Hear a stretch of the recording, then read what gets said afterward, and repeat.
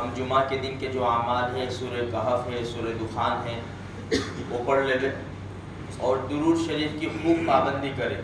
چلتے پھرتے اٹھتے بیٹھتے کام کاج کرتے ہوئے درود شریف پڑھے اور دعاؤں کا خوب اہتمام کرے. جمعہ کا دن بھی ہے، رمضان المبارک کا مہینہ ہے، خوب دعائیں مانگے اللہ تبارک و تعالیٰ سے.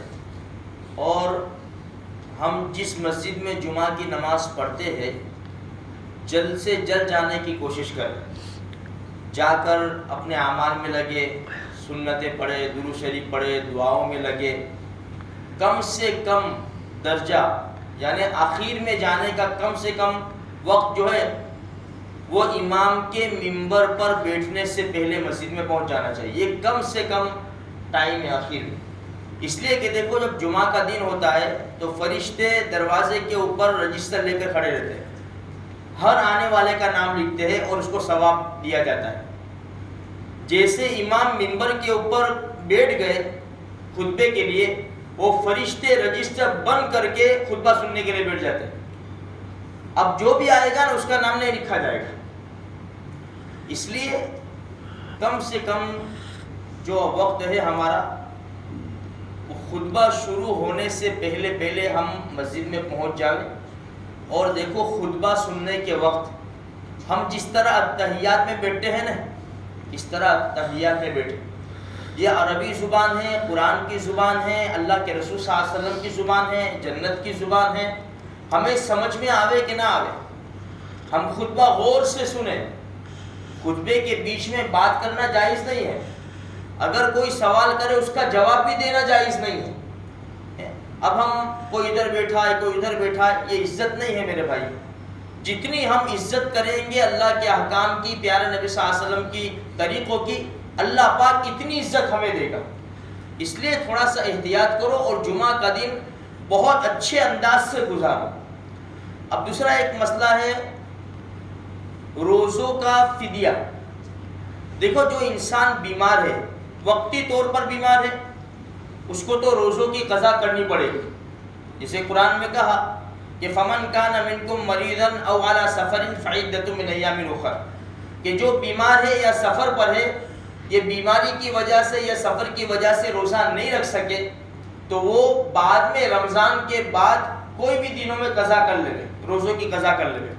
لیکن ایسے بیمار ہے بیچاروں کو روزہ رکھنے کی طاقت ہی نہیں ہے، رکھ ہی نہیں سکتے روزہ، یا اتنے کمزور ہے یا اتنے بوڑھے لوگ ہیں کہ جن کے اندر سکت نہیں ہے، طاقت نہیں ہے روزہ رکھنے کی، تو اب ایسے لوگوں کے لیے روزوں کا فدیہ ہے.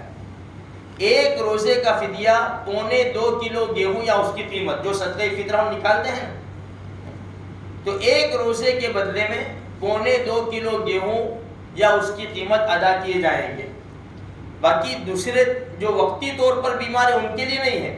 کل رات کو میں مسائل دیکھ رہا تھا، ایک مسئلے میں یہ کتاب میں پڑھا، کسی خاتون نے پوچھا کہ بھائی 250 روزے میرے قضا ہے، میں نے نہیں رکھے، میرے پاس حساب ہے کہ 250 روزے اور میرے پاس 40,000 روپے ہے، تو میں کتنا صدقہ کروں؟ تو مفتی صاحب نے یہی جواب دیا، کتاب النوازل میں یہ مسئلہ دیکھا میں نے، تو کہا کہ بھائی تمہارے اوپر فدیہ نہیں ہے، تمہیں تو آہستہ آہستہ روزے قضا کرنے ضروری ہے. فدیہ تو ان لوگوں کے لیے ہے جو روزہ کبھی نہیں رکھ سکتے.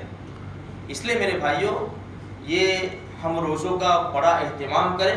اور جن کے روزے چلے گئے، بہت سے لوگ ایسے ہوتے ہیں بیچارے جنہوں نے گزری ہوئی زندگی میں روزے نہیں رکھے، کوئی دھیان نہیں دیا، اب کیا کریں، ٹھنڈی کا زمانہ جب آوے تو وہ روزے قضا کرنے کی پوری کوشش کریں.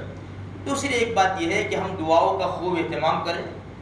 یہ رمضان کے مبارک مہینے میں ایک دعا تو قبول ہوتی ہے، ویسے تو سبھی ہوتی ہے دعا قبول، لیکن اور جمعہ کا دن بھی ہے، اور اس امید سے دعا مانگے کہ اللہ میری دعا قبول کرے گا ہی، یہ امید سے مانگے، اللہ سے اچھا گمان رکھے. حدیث میں آتا ہے اللہ خود فرماتے انا عند ظن عبدی بی، میں میرے بندے کے گمان کے پاس رہتا ہوں، جیسا میرا بندہ میرے سے گمان کرتا ہے ایسا فیصلہ کرتا ہوں. بعض لوگ کہہ دیتے اپنی تو کہاں دعا قبول ہوتی ہے یار، بعض لوگ ایسا کہہ دیتے. اللہ فرماتے کہ اچھا تیری دعا قبول نہیں ہوتی، جا جہاز ہوتی ہو وہاں سے کروا لے. اس لیے اس امید کے ساتھ، اس گمان کے ساتھ دعا مانگے کہ اللہ میری دعا قبول کرتا ہی ہے. اس اعتبار سے انشاءاللہ دعائیں کریں گے. اللہ تبارک و تعالیٰ مجھے بھی، آپ کو بھی اور سارے مسلمانوں کو نیک توفیق بخشے.